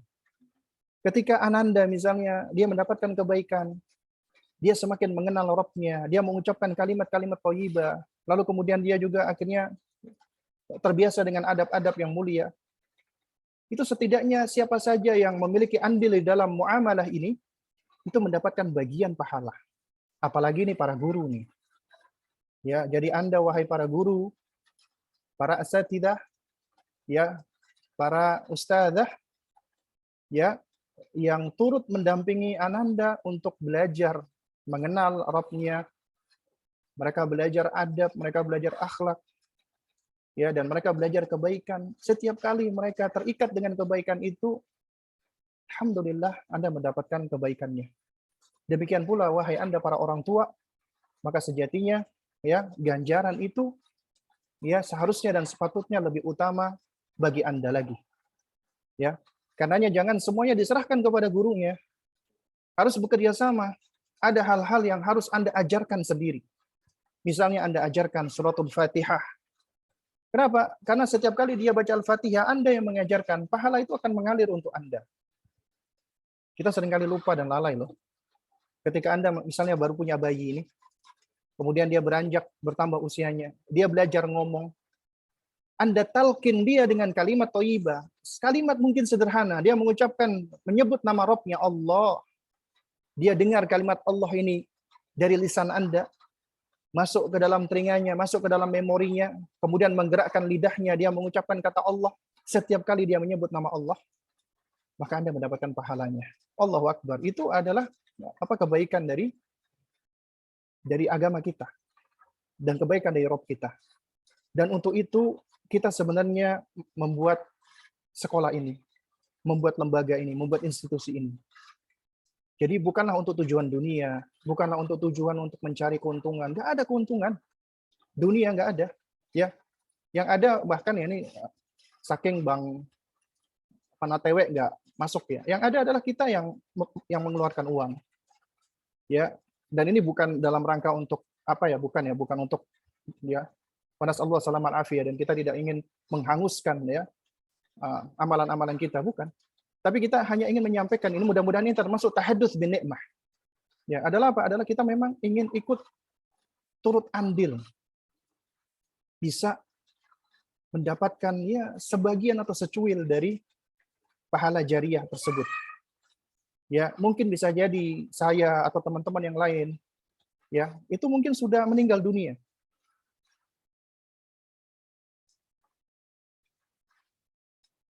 Nah, namun dengan usaha yang mungkin sederhana ini, ketika Ananda mereka mendapatkan ya kebaikan-kebaikan dari yang kita fasilitasi, itu mungkin bisa membantu kita gitu loh. Meskipun kita sudah berkalang tanah, meskipun kita sudah meninggal dunia. Dan ini tentunya adalah suatu hal yang paling kita inginkan. Nggak bisa digantikan.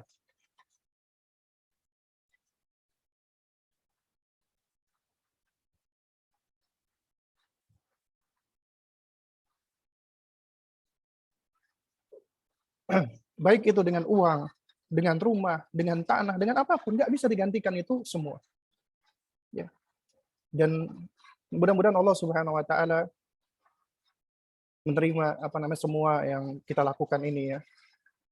Dan juga mudah-mudahan Allah Subhanahu wa taala senantiasa menjaga hati kita dan mengikhlaskan ya bahwasanya semua amalan kita ini adalah lillah, fillah, billah wa ala amrillah. Dan juga mudah-mudahan Allah Subhanahu wa taala juga memudahkan semua urusan kita dan kita semua dikumpulkan oleh Allah Subhanahu wa taala di jannahnya sebagaimana Allah mengumpulkan kita saat ini. Baik, ini mungkin yang bisa saya sampaikan ya sebagai nasihat. Tadinya tadinya awalnya saya cuma ingin menyampaikan selama 10 menit ataupun 7 menit kultum ya. Namun ya ini jadi malah sampai udah jam 9:04 nih. Ya. Ya. Baik, ini mungkin yang bisa saya sampaikan. Nah, berikutnya mungkin kita masih ada waktu 15 menit, kita bisa intinya berbincang-bincang santai, kita bisa berdiskusi. Dan saya pribadi sangat welcome sekali apabila ada di antara Anda, ada di antara antum yang ingin menyampaikan apapun itu. Ya, masukan, kritikan yang konstruktif tentunya ya. Atau bahkan mungkin juga hujatan juga tidak masalah sebenarnya ya. Atau hal-hal lain, itu kita sangat welcome sekali ya. Nah, itu apalagi ya, dalam waktu dekat kita akan akan membuka PSB ya. Kita akan membuka penerimaan siswa baru insyaallah taala. Ya. Nanti insyaallah akan kita florkan besok di open house insyaallah taala. Nah. Baik. Mungkin ada yang ingin menyampaikan sesuatu atau ingin kita berbincang-bincang ya satu dengan yang lainnya.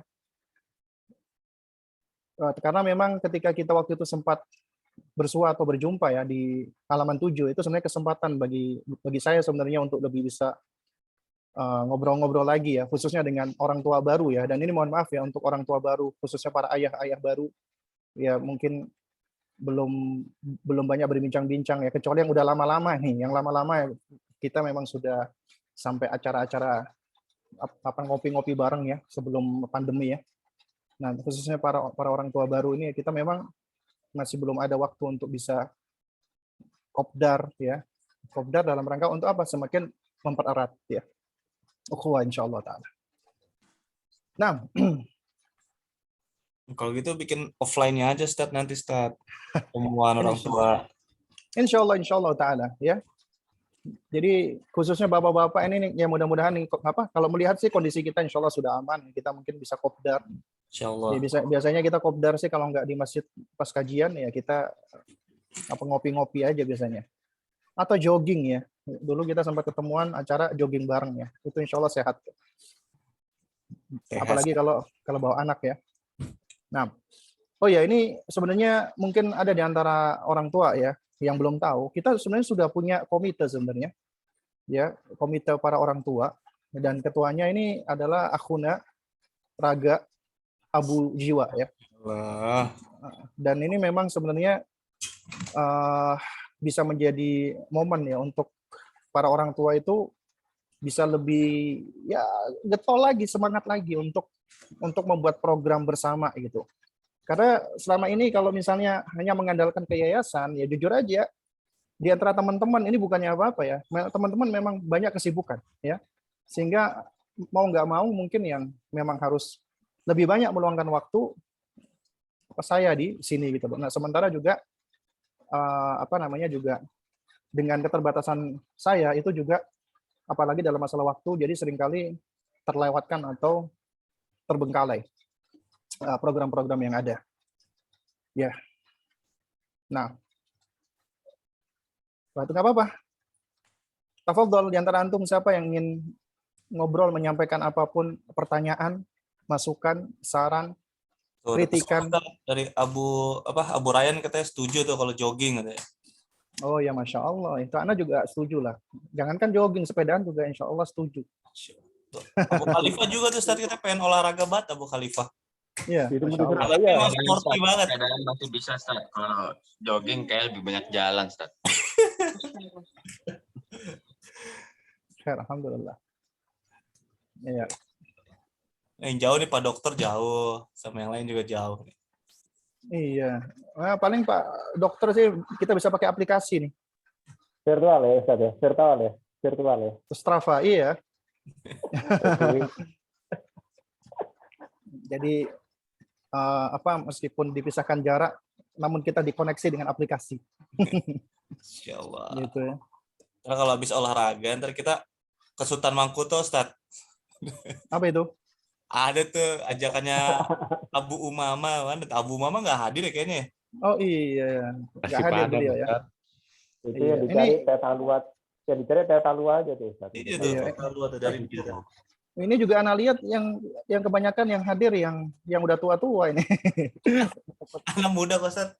Enggak, maksudnya ya, istilahnya kalau untuk melihat usia anak, ya antum udah Iya. lebih tua sebenarnya. Gitu ya. Nah, benar. Dibandingkan yang baru-baru. Kan soalnya emang yang baru-baru mungkin ya, punya kesibukan dan juga sebenarnya memang itu tadi. Kalau menurut Ana sih karena memang kita kurang ada ketemuan. Ini juga mungkin ya akibat dampak dari pandemik juga ya. Ya. Nah, diantaranya yang bisa kita salahkan pandemik ini. Nah, Ya. baik. Antum kapan balik, Ustaz? Rencana? Senin insya Allah. Insya Allah Senin ya. Ya, Senin insya Allah balik. Nah, ini mungkin ada di antara teman-teman sekalian yang ingin mungkin bertanya atau menyampaikan sesuatu. Ini Mas Taufan ini, Mas dokter ini. Kok saya kedetek nih? Oh, karena saya nyalakan mikrofon ya. Iya. Ustaz, mungkin Ustaz Menyalakan sedikit aja Ustaz.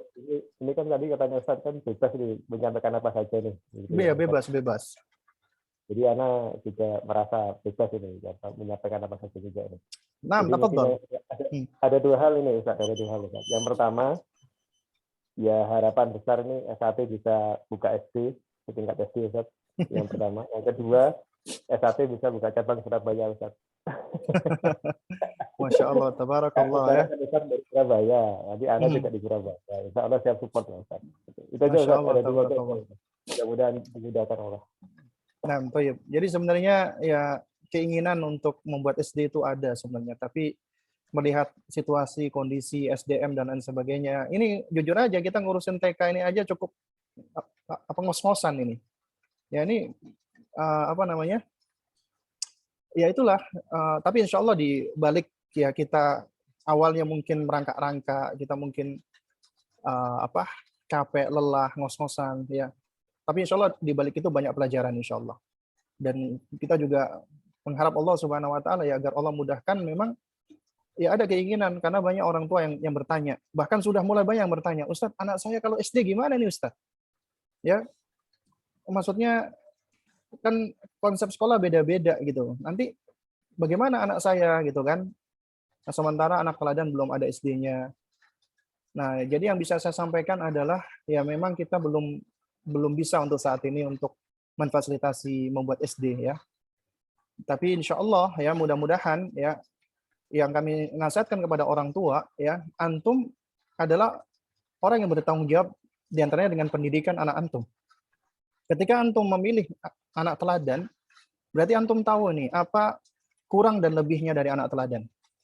Ya. Nah, sehingga ketika antum sudah memasukkan ke anak teladan, lalu kemudian antum ingin mencari SD, ya setidaknya antum juga harus berusaha untuk mencari yang sevisi dan semisi dengan antum gitu loh, dengan Anda. Cari yang sevisi dan semisi. Atau minimal yang mendekati. Ya, yang mana memang kita atau saya pribadi memang nggak begitu banyak tahu. Tapi insya Allah di ya sekitar Tangsel ya, mungkin kita juga punya arahan-arahan ya dari yang penyelenggara sekolah SD itu yang kita tahu ya, yang mungkin bisa sejalan gitu. Ya. Lalu kemudian tentang membuat cabang, itu yang japri banyak. Kapan dibuat di Bandung, kapan dibuat di Tasikmalaya, kapan dibuat di Medan, kapan dibuat ya Masya Allah ya. Ya, namun memang inilah saat ini yang masih kita sanggupi ya seperti ini gitu. Dan ini tentunya kita masih terseok-seok ya. Banyak sekali hal-hal yang perlu kita perbaiki. Ya, dan banyak sekali hal-hal yang perlu kita persiapkan. Ya, dan ya mudah-mudahan ya tentunya kita punya harapan ya agar agar sekolah kita ini anak teladan juga bisa bangkit, bisa mandiri, artinya kita juga punya cabang dalam rangka untuk berbagi kebaikan sebenarnya. Ya, itu tentunya suatu hal yang kita inginkan. Ya, namun ya nggak lepas dari berbagai keterbatasan gitu loh. Ya. Nah, jadi sebenarnya kalau ada di antara antum yang minat dan yang seterusnya, itu masya Allah, ini suatu hal yang dari niatan itu sudah patut diapresiasi. Bahkan ini juga ada bapak-bapak di Surabaya, ya, dia sudah kontak saya dari lama itu. Dia bilang, Ustadz, saya punya tanah di Mojokerto, berapa hektar, tolong antum bikin, Ustadz. Sakarepmu, katanya dia gitu. Gawin sakarepmu, katanya gitu, sampai ditawar-tawarkan gitu. Ya, dan juga waktu itu ada bapak-bapak, dia punya tanah di Bogor juga. Ya, cuman memang ya qadarullah wa masyafa'ala, itu amanat yang besar ya. Artinya kita perlu melihat kondisi ya, khususnya kondisi dan kapasitas serta kemampuan saya gitu loh. Jadi memang yang memang perlu kita perbaiki itu sebenarnya kalau menurut Ana memang dari SDM, khususnya dari yayasan.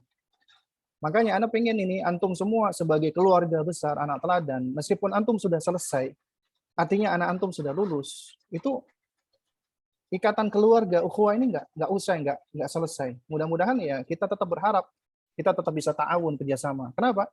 Karena itu tadi kita ini punya bekal, punya modal yang bisa kita bawa hingga kita mati, bahkan setelah kita mati gitu.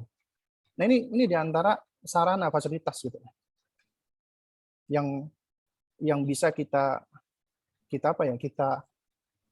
cari gitu loh, yang bisa kita gunakan ya, kesempatan-kesempatan seperti ini gitu loh.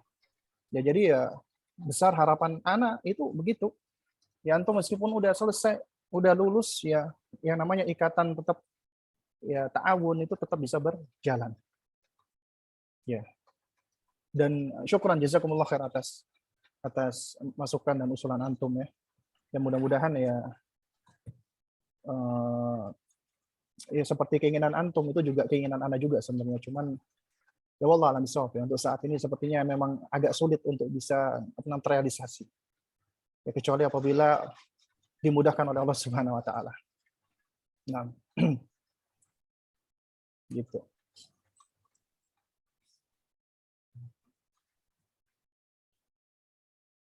Ini juga ada yang chat juga nih, masih sabar menunggu SD anak teladan Ustadz. Allah mudahkan dan beri pertolongan insyaallah. Amin amin. Dari ayah bundanya Royan ya. Ya silakan, tadi siapa yang membuka mic? Aisyah. Ya, tadi ada yang buka mic ya? Awam kepencet Ustadz. Oh kepencet. Naam. Ya. Oh iya. Labas. Baik. Masih ada lagi nih yang ingin menyampaikan sesuatu atau bertanya atau apa gitu, silakan. Kalau misalnya enggan untuk bicara, bisa di chat, insya Allah tak baca insya Allah chatnya. Tapi kalau bisa jangan kelamaan, karena kemalaman kita nanti. Ini alhamdulillah guru-guru masuk ya.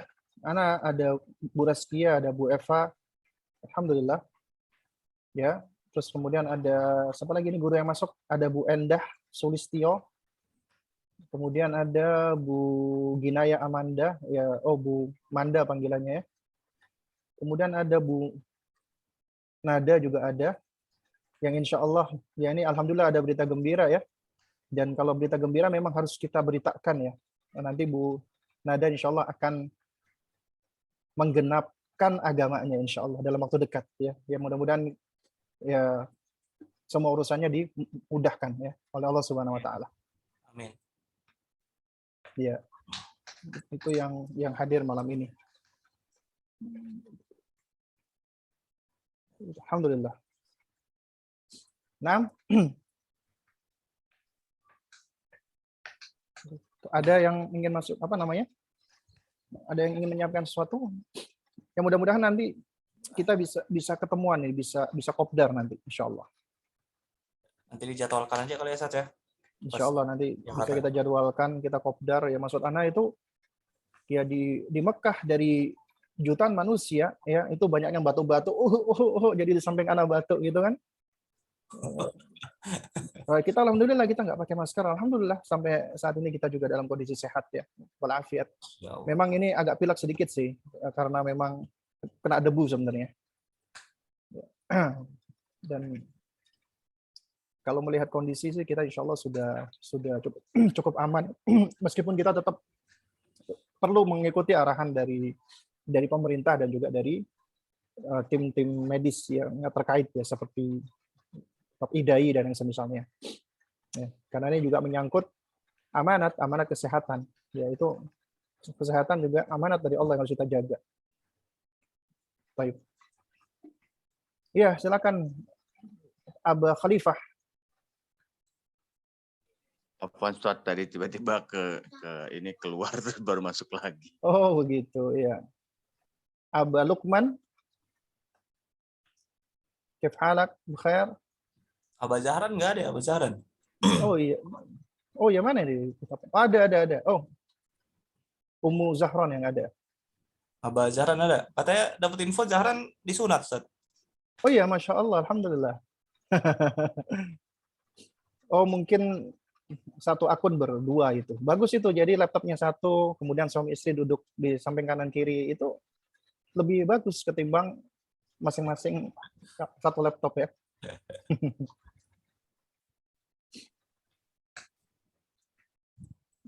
Baik. Sepertinya udah nggak ada ya. Nanti insya Allah kita jadwalkan lagi ya, khususnya para bapak-bapak ini. Sebenarnya ibu-ibu juga sama, itu bisa saling komunikasi ya. Ini ada chat ini dari siapa ini? Oh, dari Abu Anissa ya. Izin ketinggalan menyampaikan Ustadz. Wah, untung keretanya masih belum berangkat nih. Jadi insya Allah masih belum ketinggalan nih. Kami sangat mengapresiasi konsep sekolah online-nya SAT. Alhamdulillah dapat berjalan sangat baik. Tidak hanya sekedar memindahkan offline ke online, tapi memang disetting secara khusus menjadi pembelajaran berkonsep online dengan alur dan proses secara khusus pula. Ya, hada min fadlillah. Ya, ini semua adalah karunia dari Allah Subhanahu wa taala dan juga dengan kemudahan Allah Subhanahu wa taala. Dan pastinya kita sebagai manusia pasti nggak akan lepas dari yang namanya kelemahan, kekurangan, bahkan kesalahan juga.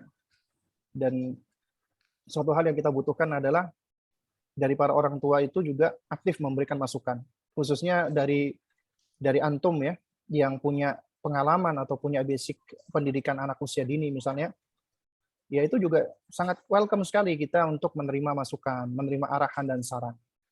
Ya, yang mungkin bisa kita kita set up bersama sebenarnya sesuai dengan kebutuhan anak-anak kita. Nah, alhamdulillah Ustadz dan Abah Jiwa, Allah mudahkan proses khitan Zahran. Alhamdulillah. Kirim salam ya buat Zahran ya. Mudah-mudahan sudah aktif lagi, udah bisa loncat-loncat dan main bola lagi ya. Amin.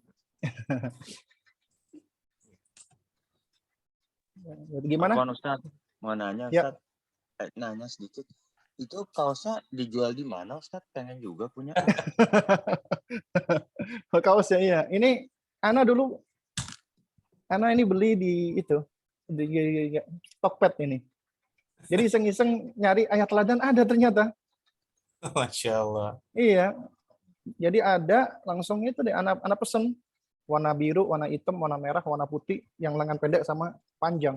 Nah, tadinya memang mau berencana mau bikin sendiri untuk ya Nanti kita bikin sendiri aja. komunitas. Iya, bagusnya kita Ayat teladan.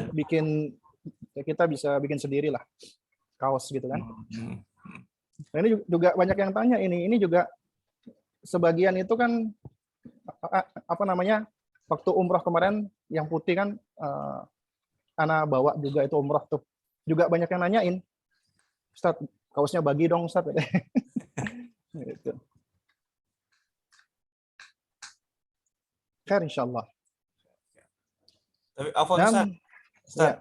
Ana misalnya untuk ngatur mengkoordinasi para ayah nih, Ustadz, Iya. agak kesulitan nih, Ustadz. Maksudnya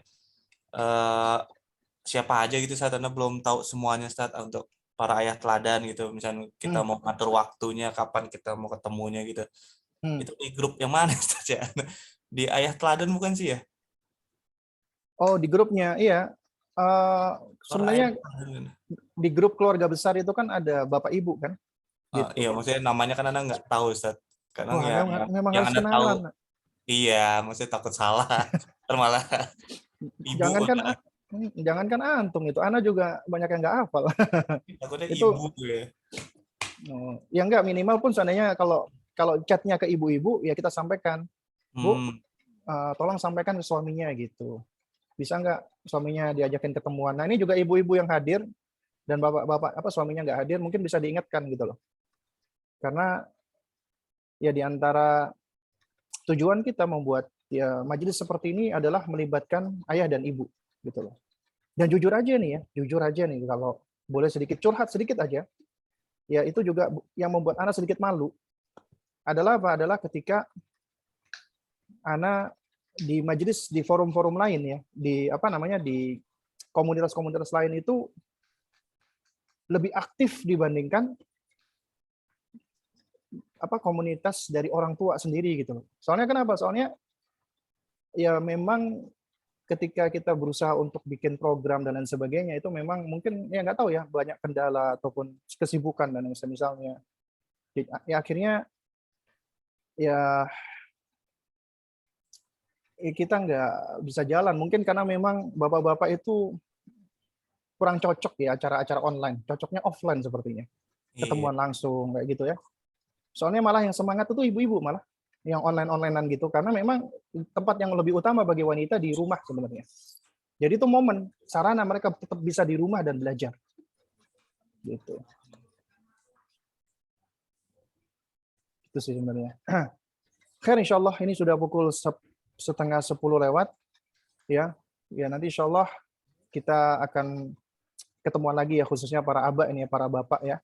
Dan memang sayang ini waktu itu momen sebenarnya ketika ada yang datang dari Tulungagung, ada yang datang dari Bandung, ada yang datang pada saat acara kita yang puncak tema itu kan, itu momen sebenarnya cuman qadarullah wa masyafa'ala itu Ana pas bentrokan sama jadwal yang nggak bisa Ana cancel. Sehingga mau nggak mau ya Ana harus hadir dan bawa laptop online akhirnya. Online di lokasi. Padahal sebenarnya kalau tadinya pengen di cancel, tapi karena sudah dijadwalkan dari beberapa bulan yang lalu, ya nggak enak jadinya di cancel. Nah sebenarnya itu momen kita ketika ada acara-acara seperti itu. Bahkan Ana sebenarnya kepingin di acara puncak tema itu memang ada acara kayak family gathering atau yang semisalnya gitu. Ini sebenarnya yang lebih bisa untuk saling mengenal dan menguatkan bonding ukhuwah di antara kita. Ya, ya mudah-mudahan Allah mudahkan. Ya. Mungkin nanti kan nih, mungkin tahun ajaran akan segera berakhir ya, dapat info dari istri para umahat nih, para ibu pengen kayak ngadain acara gitu sih, Ustaz. Mungkin ingin bikin perpisahan ya? Makan-makan. Nggak tahu nih gimana. Istri menginfokan sih. Ya mungkin ibaratnya kopdar sih, maksudnya untuk para anak nih buat kesan membuat kesan para anak lah berpisah dengan TK-nya gitu loh. Iya. Bagus sebenarnya bagus. Itu nanti mungkin bisa dikoordinasikan lagi. Pertama di antara ibu-ibu, kalau perlu bikin panitia.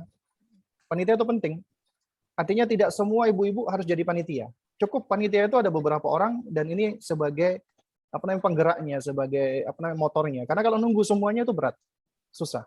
Jadi cukup tinggal yang beberapa ibu yang aktif. Nanti baru kemudian setelah itu tinggal, masya Allah kalau ibu-ibu biasanya untuk ngajak itu menurut aneh nih ya itu lebih jago daripada bapak-bapak. Iya. Gitu loh. Harusnya sih seperti itu. Ya mungkin kayak punya ide bikin acara kelulusan gitu saat kayak wisuda. Iya. Kalau wisuda kan udah ada ya dari sekolah. Nah, maksudnya mungkin iya, jadi mungkin kalau mau ngasih masukan bisa nanti hubungi ke Bu Tari. Bu Tari, monitor nggak, Bu? Iya, Ustaz.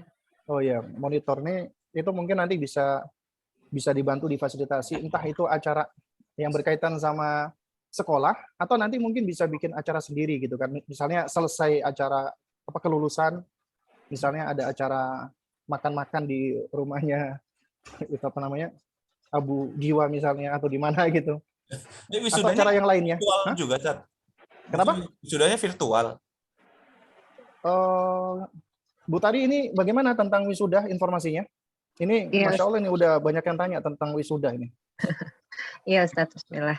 Insya Allah sudah ada di agenda kami untuk mengajak perwakilan bunda-bunda gitu untuk merancang program wisuda. Nanti insya Allah segera akan kami floorkan kepada perwakilan bunda-bunda khususnya dari TKB, Ustaz. Nah, baik. Untuk virtual atau tidak, tentunya tetap melihat kondisi ya Ustaz. Apabila memang kondisinya sudah cukup stabil, insya Allah akan diadakan secara tatap muka. Oh, baik, nah, baik. Ya mudah-mudahan sih aman ya. Nah, cuman memang ini ada informasi-informasi dari teman-teman dokter ya, juga dari IDAI dengan adanya ini penyakit hepatitis misterius ini. Jadi ini juga perlu untuk kita, bukan kita takut ya, bukan kita paranoid atau semisalnya, bukan. Tapi tentunya kita harus menjaga waspada karena kesehatan kita, apalagi anak kita itu yang harus kita dahulukan. Makanya konsep kita di dalam hal ini adalah al-wiqayatu muqaddam. Preventif lebih kita kedepankan. Ya meskipun orang lain, wah ngapain ente takut, ini udah aman. Tetap kita lebih mendahulukan yang namanya wiqayah. Itu konsep dari agama kita.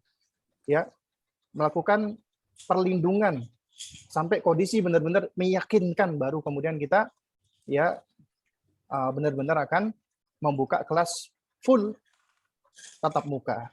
Tapi ternyata alhamdulillah, sebagaimana telah kita paparkan di open house, setelah kita melakukan selama 2 tahun lebih ini, itu ternyata memang ada hal-hal positif, sehingga kelas online ini akan kita pertahankan. Insya Allah akan kita pertahankan. Dari anak teladan akan kita pertahankan. Plus dikombinasi dengan kelas tatap muka. Karena ternyata untuk anak usia dini memang untuk membentuk dan membangun bonding antara anak dengan orang tua, itu ternyata dengan adanya pandemi ini ya, hikmahnya adalah itu tadi.